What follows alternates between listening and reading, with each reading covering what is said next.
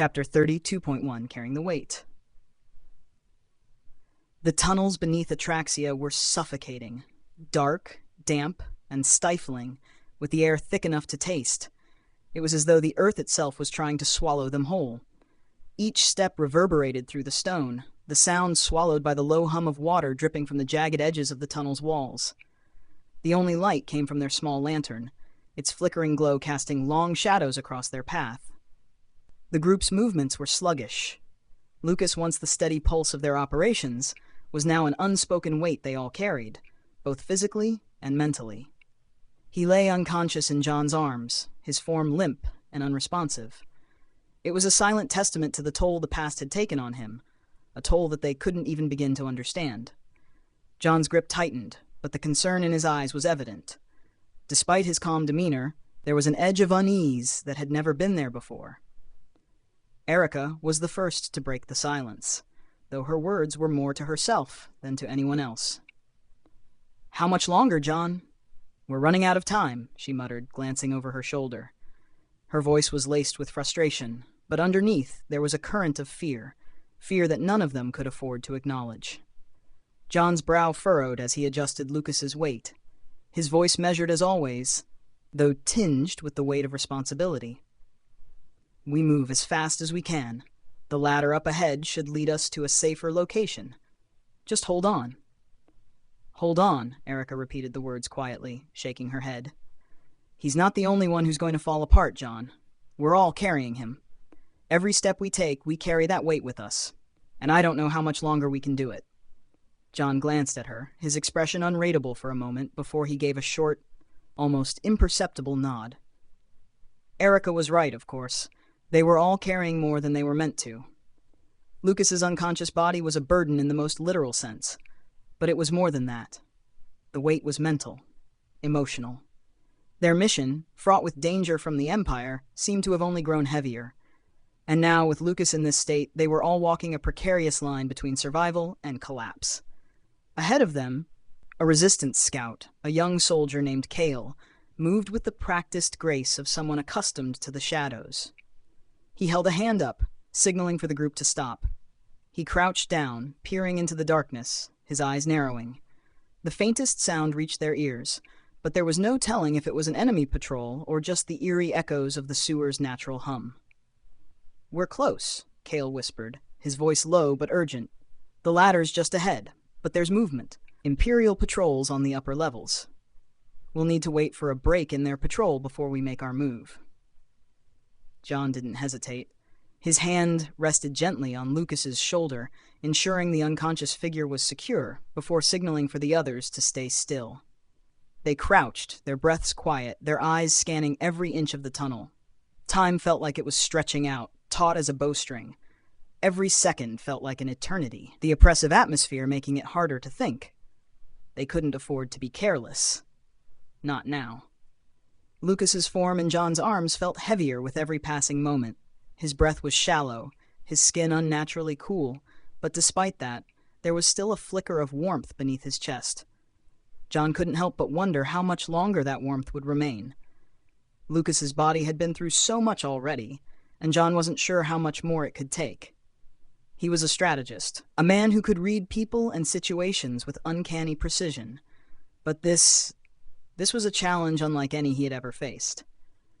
There was no handbook for what to do when the one you were protecting was no longer conscious, no longer a fighter in their own right. The wait dragged on.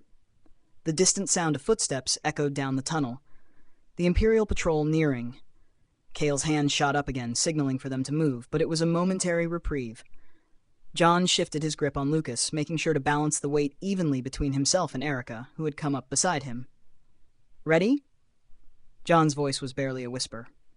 "Ready," Erika replied, though the tension in her voice betrayed her. The resistant scout led the way, moving silently and with the precision of someone who had spent years in the shadows. The rest of the group followed closely, the weight of their responsibility pressing on their shoulders. They passed through the narrow corridors, their steps echoing in the silence. Lucas's body felt as though it was growing heavier by the minute, and each breath he took seemed to be a struggle. John couldn't help but feel the ever-present fear that they might be too late, that they wouldn't make it in time to save him, or worse, that there would be nothing left of him to save. Finally, the group reached the ladder. The faintest glimmer of light filtered down from above, a promise of escape, but also a reminder of the danger that waited for them. John moved first, hoisting himself up the rungs with careful, deliberate movements. Behind him, Erika and Kale followed, with Lucas still in his arms, their eyes scanning the surroundings with every motion. The top of the ladder creaked as John reached the top, his feet landing on solid ground. He paused for a moment, listening. Silence. No sign of any immediate danger. With a grunt, he hoisted Lucas up, positioning him on his back and turning to help Erika, who was right behind him. It wasn't long before the group reached the safety of the upper levels. The oppressive air of the tunnels replaced by the cooler breeze that swept through the narrow streets. But the sense of relief was short-lived. The weight of their mission was still there, heavier than ever. They had made it out of the depths, but the battle was far from over. As they moved through the alleys, trying to blend into the shadows, John couldn't shake the feeling that they were being watched. The Empire was never far behind, and with Lucas's instability, the danger had only grown. They had made it this far, but the question remained. Would they make it through what lay ahead? Chapter 32 In the Streets Again. The tunnels were behind them now, but the danger had not lifted. As the group emerged into the chaotic streets of Atraxia, the contrast was immediate. The air was thick with the smells of the city, sweat, oil, and the faint undercurrent of smoke from the smoldering remnants of buildings destroyed in the Empire's recent crackdown. Above, the gray sky hung low, heavy with the threat of more rain. The streets, crammed with the usual hustle of life in a city on the edge of war, were alive with movement. Vendors shouted to passers-by, children darted through alleys, and soldiers from the Empire marched with grim purpose. They blended in well enough. The cloaks and hoods pulled tight against the drizzle and the prying eyes of Imperial patrols.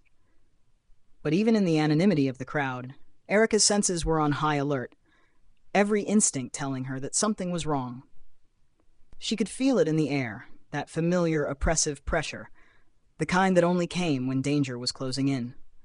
Her fingers flexed at her side, itching for her weapon, but she forced herself to stay calm, to stay focused.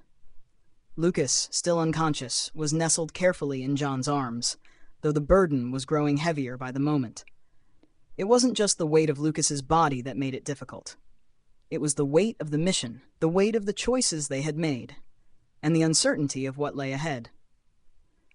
Despite their best efforts, they were moving through the city exposed, open to threats both seen and unseen. "Stay close," John murmured, his voice low and gravelly as he scanned their surroundings, his eyes darting over rooftops and down alleyways. He had the instincts of someone who had led people through dangerous terrain more times than anyone could count, but there was something about this moment, something in the way the streets seemed to shift around them, that felt different. The city had eyes, and it was staring back at them. They passed through a narrow alley, flanked on either side by the towering, decaying walls of old tenements.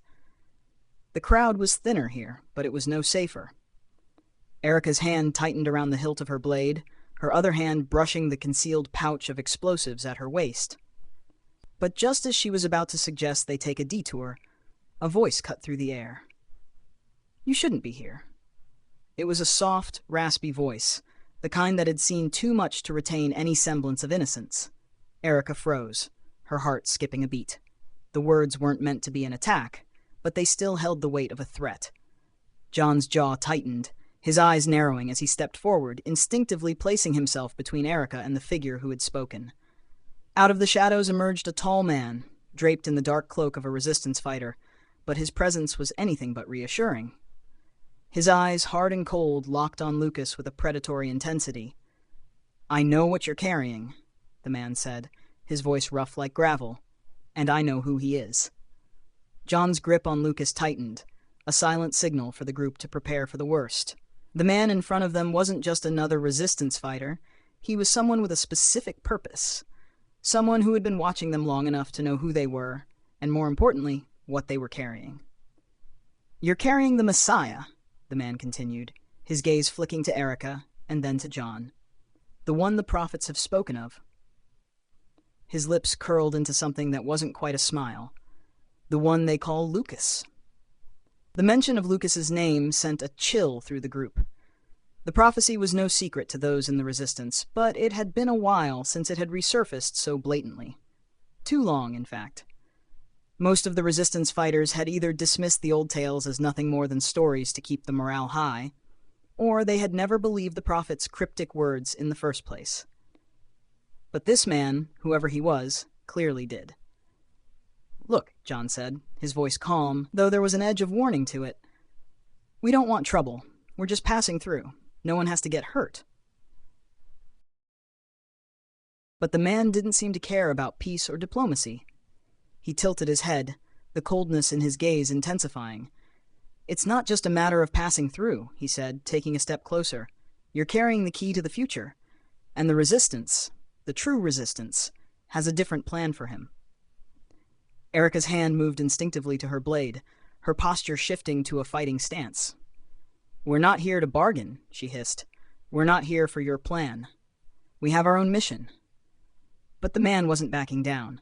Instead, he motioned to the shadows behind him, where several other figures slowly emerged. More resistance soldiers, all cloaked and armed, their weapons glinting ominously in the dim light. A standoff. The tension was palpable, hanging thick in the air like a storm on the verge of breaking. John, calm as ever, eased Lucas to the ground, his eyes locked on the rival leader. His movements were deliberate, as if to show that he wasn't reacting in fear, only in calculation. "Listen carefully," John said, his tone measured. "You can stand here and try to take Lucas, or you can step aside and let us finish what we started, but make no mistake, we will not hand him over." The rival leader's eyes narrowed, his expression hardening. There was a flicker of something dark in his gaze, something that told John he wasn't dealing with an ordinary resistance faction. This man, this group, they had their own agenda, and Lucas was part of it. The prophecy, the power that flowed through him, was far too valuable for them to let go. "Very well," the leader said, his voice colder now, the calm before the storm. "If you insist on taking him, we'll see if you're strong enough to carry him." The words were a challenge, and with that challenge, the tension shattered like glass. The rival soldiers drew their weapons, blades, daggers, and crossbows. A few of them stepped forward, ready to advance on John and Erika. The situation had escalated, and the risk of exposure was growing by the second. John didn't hesitate. In a flash, he stepped forward, his hand reaching for the hidden pistol at his side. But before he could draw, Erika was already in motion, her blade flashing through the air in a deadly arc toward the closest enemy soldier. There was no room for mercy, no hesitation. She was a blur of motion, every step purposeful, every strike sharp and precise. The soldier who had come too close found his weapon knocked out of his hand, and before he could react, Erika had incapacitated him with a swift jab to his ribs. John, meanwhile, was just as quick. He leveled his weapon at the approaching enemies, a warning shot fired to keep them back. The noise echoed through the alley, causing a momentary pause. The rival leader, however, did not flinch. "You're playing a dangerous game," he warned, his hand gesturing for his soldiers to hold back. "But we'll see how far you can run with him." Erika didn't take her eyes off the leader. She stood between him and Lucas, her weapon poised. "Try us," she said, her voice cold, her stance unwavering. The battle was far from over, and the streets of Atraxia had once again become a dangerous battlefield.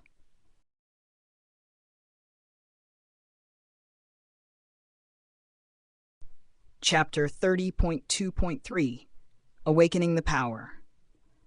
The alley was thick with tension, the only sound the distant echo of boots and the occasional clang of metal as the rival faction's soldiers shuffled nervously in the street. John had placed Lucas's limp body against the wall moments earlier, keeping a watchful eye on the unconscious young man, who had been eerily silent since they'd entered the narrow, grimy passageway. John stood nearby, keeping his back to the wall, scanning the surroundings. Erika was pacing in the narrow space, glancing every so often at the two soldiers watching for enemy movement. The resistant scout, Kale, had already moved further down the alley, blending into the shadows to provide a forward look on any incoming threats. The fight with the rival faction had escalated quickly when they'd been spotted, a sudden burst of gunfire breaking the uneasy silence. Now, the group was trying to hold their ground. But the Imperial soldiers had surrounded them. The alley was too tight for a strategic retreat. They had to hold their position, at least until they could find a way to break through. John's hand rested on the hilt of his weapon, though he had yet to draw it. He wasn't expecting a shootout. His instincts told him that they'd need a different strategy. A plan was forming in his mind, but it was becoming harder to concentrate. The weight of the mission, the burden of protecting Lucas, and the mounting pressure from the situation were taking a toll. "How long do you think we've got, John?" Erika asked, her voice tight with frustration. Her sharp gaze flicked between him and Lucas. "If we don't act soon, we'll be sitting ducks." "We wait for Kale's signal," John replied, though his voice had a slight tremor. He didn't want to admit it, but he too felt the growing desperation. "We hold out just a little longer." "Hold out," Erika echoed, bitterness creeping into her tone. "You're the one who keeps saying that, but I'm starting to wonder if we'll be able to hold out much longer, John." Before he could respond, a low hum began to vibrate in the air.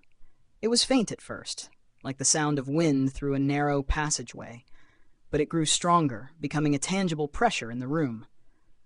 John's hand instinctively moved to his temple, his mind racing as the feeling of static surged through his body. Something was wrong. Something was different. The group fell silent, all senses heightened as the air became heavier. A tremor of energy crackled in the alley, and the faint hum shifted to a steady buzz, growing louder, almost like the whirling of a distant storm. It was then that John noticed something strange.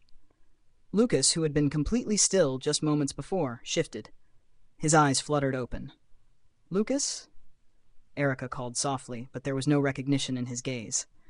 He seemed lost, staring into the void as though he were seeing something that no one else could. John moved cautiously toward him, but before he could reach him, something shifted in the air. Lucas's body jerked, and with a sudden force that sent ripples through the space, he began to rise from the ground. His body levitated inches above the street, his limbs hanging limply, as though he were caught in an invisible current. The air around him vibrated with an unnatural energy, and the ground beneath them seemed to hum, as if in response to his presence. John's heart skipped a beat. He knew Lucas had power, had sensed it long ago, but this was something different. This was raw, uncontrollable. "What the hell is happening?" Erika breathed, her eyes wide with shock. Lucas's eyes remained unfocused, his gaze distant, though his lips parted slightly as he muttered words that no one could understand. The hum in the air grew louder, and his body began to sway, rising higher, then descending, only to rise again. "Stay back," John said quickly, pulling Erika and the others away from Lucas. His eyes narrowed. He had seen this kind of thing before, the wild, unpredictable power of someone who hadn't yet learned to control their abilities. Suddenly, Lucas's head jerked to the side, and his body began to glow faintly, as though surrounded by an ethereal force. His mouth opened wide, and a single word escaped his lips, a name that reverberated through the alley. "She's here," Lucas whispered hoarsely, his voice barely audible. "She's waiting for me." There was a brief moment of confusion among the group. John felt the hairs on the back of his neck stand up. Who was Lucas talking about? Who was waiting for him? For a fleeting second, he wondered if Lucas had somehow regained his senses, but the vision-like trance that held him in place told another story. Without warning, the air around them thickened. A gust of wind, no, not wind, more like a pressure wave, surged outward, slamming into the nearby crates and barrels. The impact was so powerful that it rattled the walls, sending a loud, clattering sound through the alley. The rival soldiers on the other side of the street were knocked back, their bodies flung against the walls of the alley. They crashed to the ground with a sickening thud, momentarily incapacitated by the force. John's eyes widened as the reality of what was happening began to sink in. Lucas hadn't just awakened, he had unleashed something powerful, something dangerous. "Move," John shouted, snapping into action. "Erika, get to cover!" The team scattered, ducking behind crates and barrels. Lucas's unconscious body floated inches off the ground, an invisible force surrounding him. But his power wasn't finished. With a flick of his wrist, the rival soldiers, now trying to recover, were slammed into the stone walls with terrifying force, their bodies crumpling with an audible crunch as they were knocked out cold. Lucas didn't seem to recognize what was happening around him. His gaze remained distant, lost in the grip of his vision. His muttering continued, but it was disconnected from the reality around him. His words were garbled, unintelligible, as though he were speaking to someone who wasn't there. "I have to go. She's waiting," Lucas murmured again, the air around him rippling with energy. His body shifted, tilting slightly as though trying to move toward a direction, but the power that clung to him only pulled him higher into the air. John watched, a mixture of awe and terror rising within him. This wasn't just a fluke. This wasn't some momentary surge of power. Lucas was at the mercy of something far greater than any of them had anticipated. "Erika, Kale, get in position!" John barked, his focus shifting from Lucas to the remaining soldiers. They had no time to waste. The others might have been knocked out, but there was still the faction leader to contend with, and the fact that they were now trapped in the alley, surrounded by the dangerous forces of both Lucas's volatile power and the rival faction. But as John steadied himself, ready to face whatever came next, one thing became clearer than ever. The power that Lucas held within him could change the course of everything. It wasn't just a weapon. It was a force of nature, uncontrollable, unpredictable, and it was up to them to survive it.